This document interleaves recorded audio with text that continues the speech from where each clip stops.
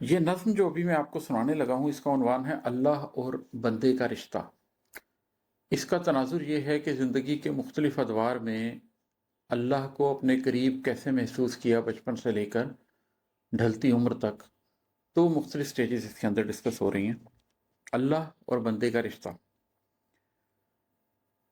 7 बरस का था जब मैंने पहली बार दुआ मांगी थी। 7 बरस का था जब मैंने पहली बार दुआ मांगी थी। कुछ ऐसे गम घर में उतरे जो बच्चों को भी दिखते थे। कुछ रिश्ते ऐसे टूटे थे फिर वापस नहीं जुड़ सकते थे।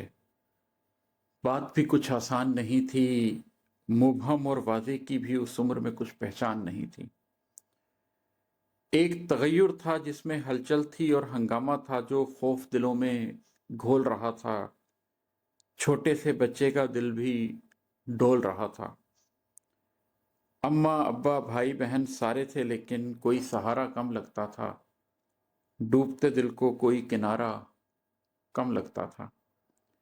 हट के सबसे बच के सबसे छोटे से बच्चे ने पहली बार दुआ मांगी थी रब से।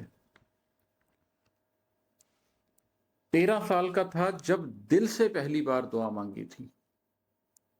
13 साल का था जब दिल से पहली बार दुआ मांगी थी।